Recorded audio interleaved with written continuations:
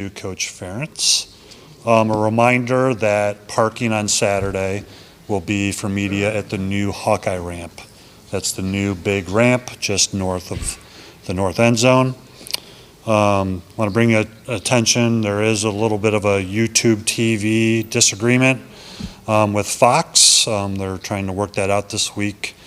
You might be seeing messages about that on social media, so fingers crossed that that gets figured out here before this weekend. Lastly, this is being streamed on HawkeyesSports.com. Reminder, you got a question, please raise your hand. We'll get a microphone to you. Please identify yourself, and we'll get off and running here. Thank you. Thank you. Just for everybody's information, it's Matt's birthday, in case you didn't know. So August is a big month. You guys are supposed to bring it, actually, so you didn't get the memo. Yeah, good afternoon. Just take a minute, talk about camp a little bit, and then we'll shift our focus to game week, which is why we're all here. But again, just as I said last Thursday, overall just pleased with the camp. I think our guys had a good attitude. Their effort was good and pretty consistent for the most time. So I think we saw a lot of improvement from a lot of guys, and I think the good news is that guys are getting ready to play a football game. They're excited about that. So you look back over this whole thing. I think our guys, we've had a lot of improvement. Went back and pulled something out from January just after we went through our roster and how I ranked the team back then just individually, and had a lot of guys make significant progress, I think, over that time, certainly, and August is a big part of that. We were fortunate we came into camp pretty healthy and fortunate to leave pretty healthy, which for the most part, most of the guys were getting really consistent work, and that's how guys improve. So it's a simple formula, but not always smooth as you want. We released a depth chart yesterday, and as I always say, it's really kind of it's a fluid situation, and especially this time of year, we really don't know at certain positions what our depth is. I think that could go as much as a couple of weeks here before we really kind of settle into who's who and what's what. So some of the names are in permanent ink, a lot of them are in pencil. And remember when I went to the NFL, I was always curious why everybody was using pencil, and I learned pretty quickly that way you can erase and say, hey, I never said that. Erase whatever you wrote down. So, I will say there is going to be, I think, some shifting as we go along. We got guys rotating in practice, but it's a starting point. We'll just see how things play out here over the next couple of weeks. Moving into game week, so our captains for this ball game. On defense, we've got Ethan Herkett and Cohen Entringer, and offensively, Logan Jones, Mark Gronowski. They'll represent the guys at kickoff here at the coin toss. Certainly, again, I think everybody's eager to transition, just like I'm sure Albany is as well. Camp goes its prescribed period of time, and then it's time to get involved in game week. So look forward to that, and I think all of our guys are great to be at home and have a chance to swarm out into Kinnick. It's always a special thing. So that being said, though, it's the first game, especially for our entire football team. A lot of players, high percentage of our guys haven't really been out there playing offensively and defensively when it counts, and those kinds of things. That never changes. Haven't been out there in front of 70,000 people, and so we'll be curious to see how they all react. And every first game has its challenges, and this is no different playing Albany. A lot of unknowns in terms of what they're going to do schematically. They have had a coaching change. Coach Gattuso left, went back to his alma mater, and Coach Ambrose has been elevated to the head coaching spot. Still, I'm sure, very involved with their offense. He was the offensive coordinator last year, and so schematically, I think all three phases we expect them to be fairly similar, but you just never know what they've done in the out of season, that type of thing, and that's true each and every game when you open a season, and then obviously new players too. They've got guys that have graduated, moved on. New players coming in, and then transfers that you really haven't seen on film. So, there's a lot of guesswork on our side. Same thing for them, I'm sure. And bottom line is you want to be as alert, sound as you possibly can. And the team's got to be ready to adjust as the game goes on, because I'm sure there will be some things that we're going to have to react to and see if we can do a good job there. So, it just gets really down to, solid execution, solid focus, and like all first games, just like bowl games at the end of the season, penalties, miscues, ball security, special teams. You don't want those things to be things that are going to, put a hole in your boat, that type of deal. So all that being said, we're excited about that. And then just real quickly, the Kid Captain program continues, and what a great concept that is. And, just happy that we'll have 12 more kid captains during the course of this year. Just all of them have unbelievable stories. And this week we've got Nolan Stevenson, who's a 9-year-old from Oskaloosa. Was in a UTV accident when he was 6 years old, hospitalized. They brought him up to Iowa City and went through a 15-hour surgery, if you can imagine that. And then a week later, unfortunately, lost his leg. He was 6 years old when he had the accident. He's doing great. Also went through about 84 hours of treatment and surgery over there, skin grafting, et cetera, or 84 days, excuse me, with a lot of procedures, skin grafting, whatever. So great young guy, got a great spirit, likes golfing, likes swimming, very active on the family farm. So it'll be great to have him with us on Saturday. So look forward to that. And with that, I'll throw it out for our questions there. David Eichel, HawkeyeInsider.com. Kirk, what are the difficulties of actually trying to scout Albany? I know they have a couple coaches and coordinators returning, but I think, 50 different players from last year, interim head coach tag. I mean, where do you start? Yeah, again, I think schematically, at least we think you would imagine they stay pretty consistent. And Coach Ambrose has done a really good job as an offensive coordinator. Was at Delaware at one point in his career, and just has done a really good job there. So I don't see them drifting too far. And same thing defensively, we would expect similar looks than what we're seeing on film. The biggest part's personnel. It's really hard because you have transition, and it's more of that now than ever before in college football. And so a lot of new faces, and we'll just have to see as we go along. You try to piece things together. They've got some new receivers in. They've had good receivers, and they got some new guys that look like they can run pretty well. But again, you're looking at film from here, there, or wherever. And a lot of it we'll learn during the game, the first half of the game, I'm sure. Hey, Kirk, Elliot Clough, HawkeyeInsider.com.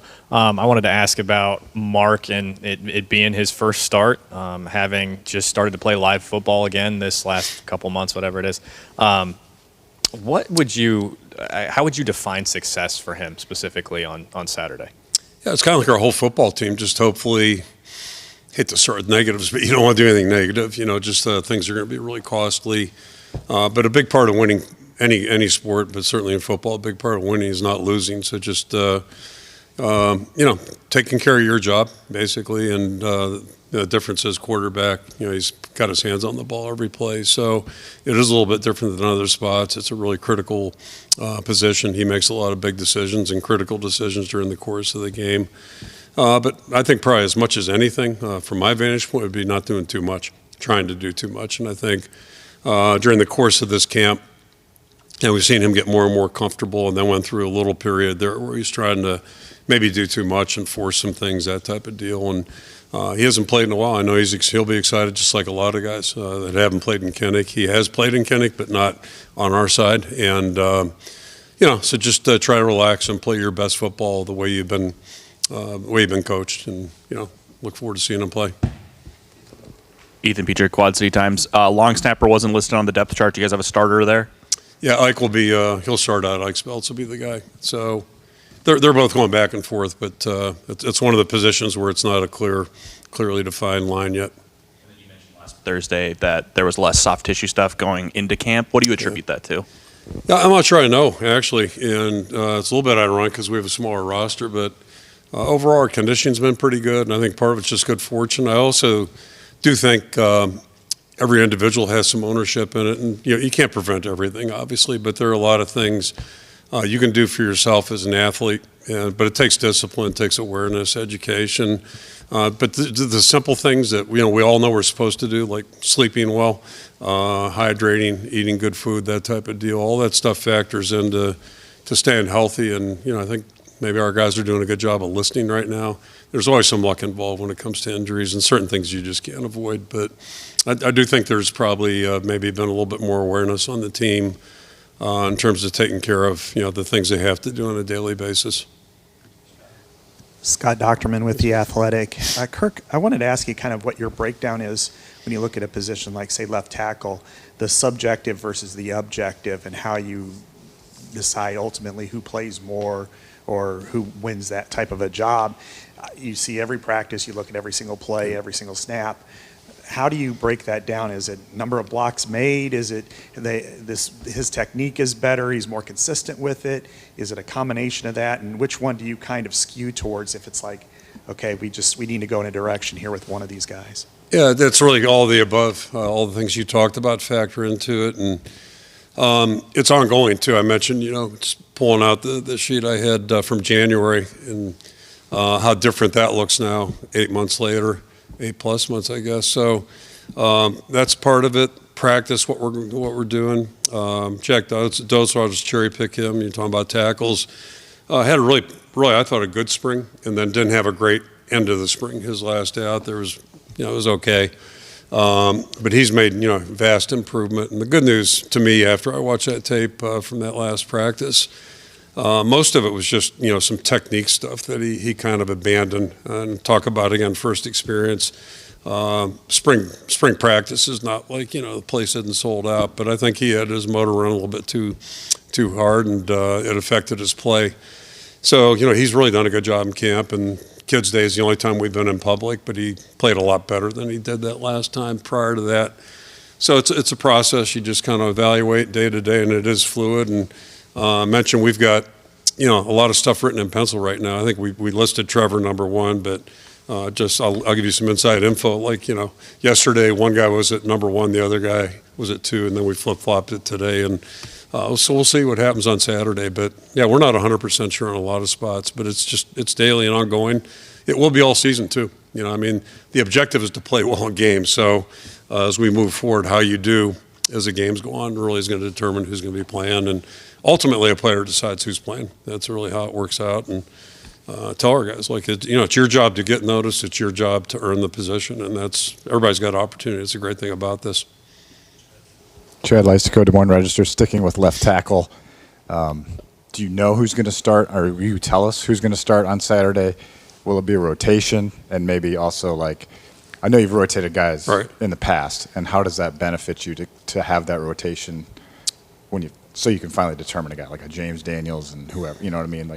You've rotated guys in the past. I think, as I stand here right now, whatever time it is on probably about 2 o'clock right on Tuesday, we'll start Trevor, but Jack's going to play. I'm sure he'll play him, and because it is that close. And I think they both have earned it. They both have done a good job.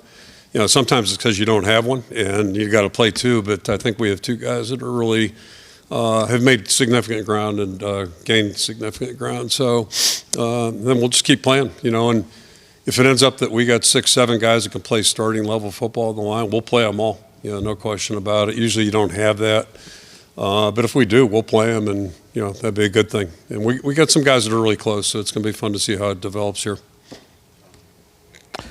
Hey, Kirk. Tom Kakert, Hawkeye Report. Wanted to ask you if you've made any decisions on true freshmen playing. Do you think are going to get out there on Saturday? And maybe some clarity on the running back position. You got 4 guys listed in the 2 deeps. How do you manage that situation? So freshman-wise, not a lot of guys. Although that's, again, as we stand here right now, still in August. So we'll see. Nathan McNeil's probably the only guy that we'll green light him this week and see what happens. The good news is, again, we got 4 games to play with, so that's always a good thing. But I think we have enough other guys that have risen, maybe where it's going to be tough for a first-year guy to play. There are a couple of guys that have a chance, and we'll see what happens, see how things pan out. So, yeah, we'll see, but, just play it by that one by year, week by week. And we really haven't been playing that many freshmen at the end of the day, last couple of years. And then the running back position is clearly cloudy, and part of that was we did have some soft tissue issues with one of our guys, and then another guy had a different injury, so they missed some significant time. So the picture's not real clear right now.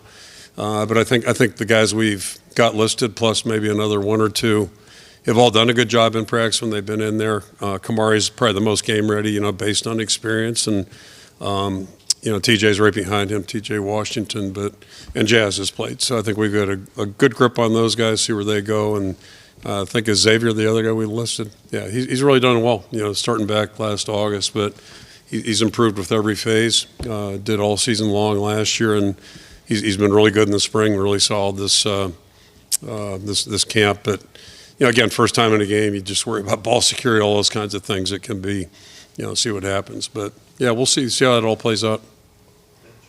Mitch Vick, KGAN, just asking about tight ends. It's always a given that room's going to be solid under Abdul and everybody that's in there. You've got Addison, you got Zach, Hayden's played a ton. Even though it looks like maybe there won't be as much 12 or 22 maybe this year, just what that room looks like and what's the role in 25 of the tight ends. Yeah, I would anticipate us playing at least two tight ends pretty frequently. And it's a good, healthy room right now.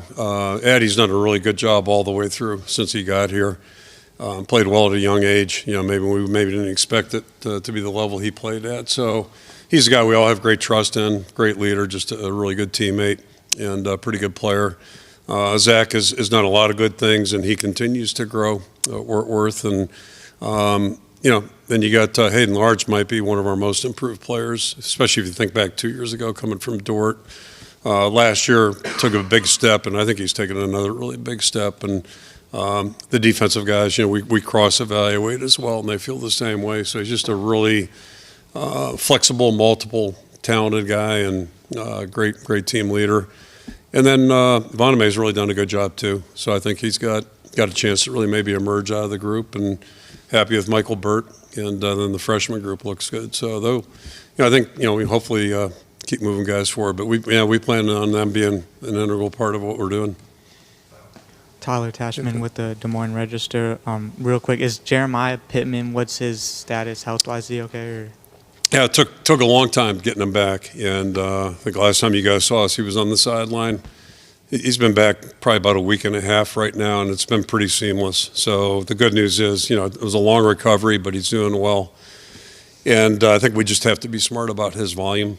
But, again, anytime you get a senior back who's experienced and he's got a great attitude and, good player, got him back in the deal. And right now he's got to be smart as we move forward. But I think with the additions of Jonah and, Bryce, that's really been a good help fortify that position. Will's done a good job too, Will Hubert. So, I think as a group right now, we're doing okay there.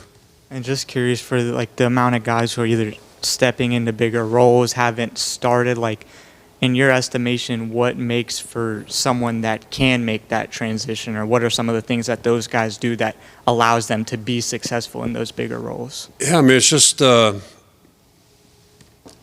processes. I don't know if it's an overused word, but it's just so true, and especially in what we do, because pretty much the whole year is laid out. So how guys handle the whole year. And that's in this building, but it's also what they're doing outside, academically, socially, all those kinds of things. Exceptions to every rule, but, for the most part, a lot of those guys on that wall over there were guys that just, came in and worked hard and did it on a daily basis. And, obviously really concerned when Jack Campbell graduated and got drafted, but, here comes Jay Higgins, and we thought he'd play well, but boy, he played even better than maybe we anticipated. And that's fun to see, but the reason it happened is just because of the way he worked those first couple of years on campus. And when his opportunity came, he jumped in there and did a great job, and he earned every bit of it on his own. So that's what I was alluding to earlier about the playing time. Players that ultimately either they earn the playing time, or we just something happens and we just got to put somebody in there before I always go back to Alan Reisner going in that one game. I thought I was going to get thrown in jail for child abuse, but it just, you hope that doesn't happen. You hope it's an ascension that's earned.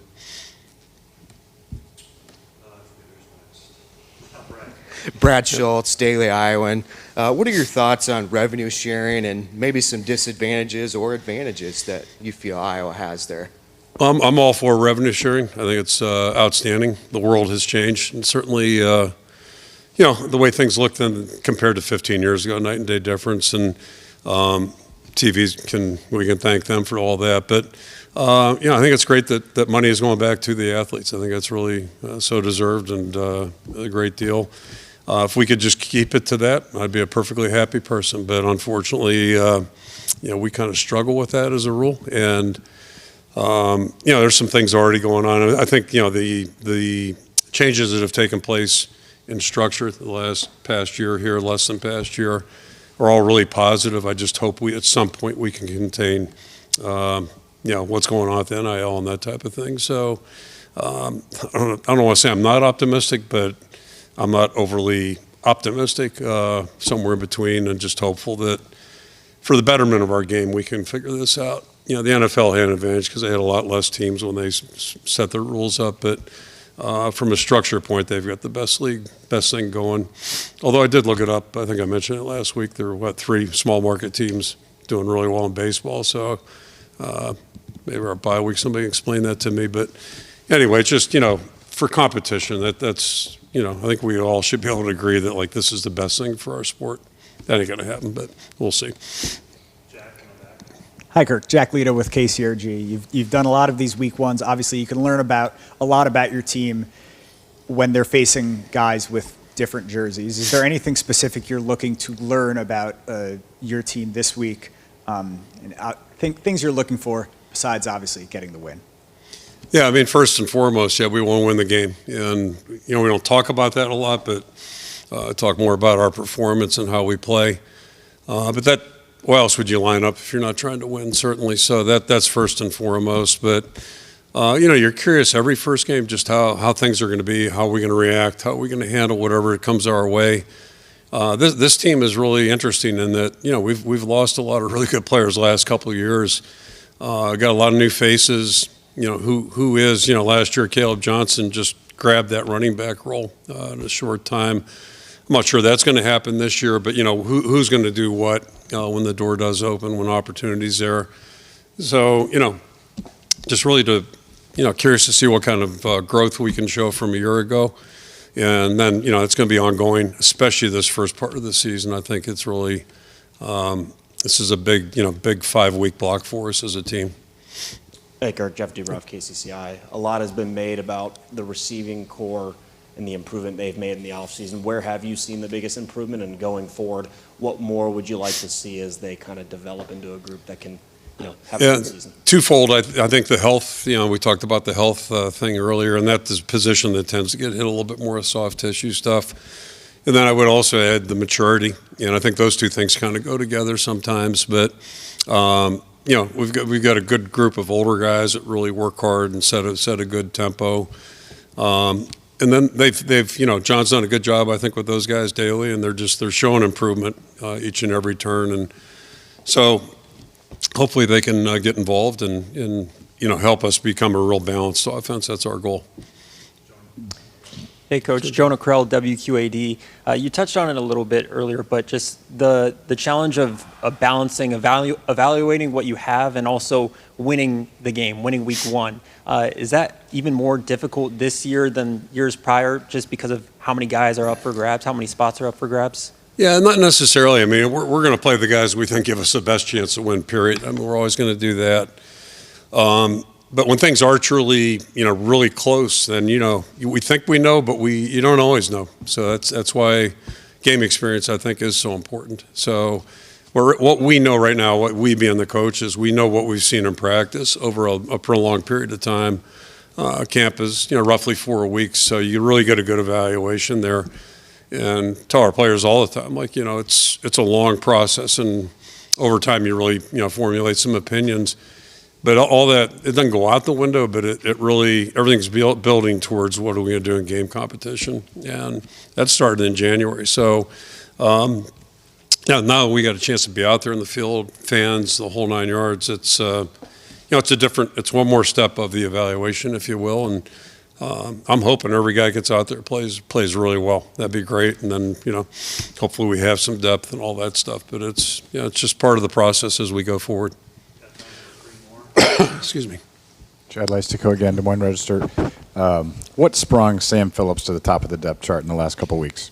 Consistency is the first thing I would say. He's just a really impressive guy. We met him first, him, his mom, dad, and I don't want to say he's better than we thought. I don't want to make it sound like that, but we thought he'd be a good addition to our team. But yeah, he's out there every day, and he just works hard, and he's really showing up. And I'm just thinking of one play in particular he made in the red zone, probably about 10 days ago or 8 days ago, something like that. And it just, he went down and basically took a ball off the turf and made a really nice play. And you're down there trying to score a touchdown. That's important. And it was very natural. So that's the other part about it too that we haven't talked about. I don't think we've tackled since January. Now I would say that our defensive guys their ears don't work so well. It's been a no tackling zone since January, and we get guys tackled all the time. But now we're playing live football. It's going to be a little different. So the evaluations changed there, and ultimately, and we tackle in drills, but not scrimmage. We don't scrimmage. So it's one more step in the chain here, and I hope we're doing the right thing. But we've kind of done it that way for a long time. But it's just it's a different deal. But that play, I guess, what I'm referencing there is like that's what you're looking for. Good players do that kind of stuff. David Eichel, HawkeyeInsider.com. Kirk, we've talked a lot about Mark Karnowski just in terms of his leadership, but him being named a captain, voted on obviously by the teammates, I guess. How would you describe his leadership style and how he's kind of captivated just the offense as a whole? And I guess, how have you seen him really progress since we got the opportunity to watch him at Kids Day? Sure, it's a challenge for any newcomer to become a leader in a program. He's been here less than a year, a calendar year, and then double the challenge because he came in after surgery, so he's in a brace or whatever they call those things, and so he's not participating in some of the stuff. And the winter time's a really intensive strength conditioning program, so he's not doing that full speed. He's recovering, nothing he can do about it. But I think his approach was really smart and mature the way he did. He didn't try to force anything. He just kind of organically earned everybody's respect, I think, and just the way he operates. I think it became easier once he was able to actually practice, and back that up. He was able to be involved in the summer program and be part of the team that way and doing all the stuff that everybody else was doing. So I think that's probably really where he accelerated when the guys, got to know him a little bit differently and watched him compete.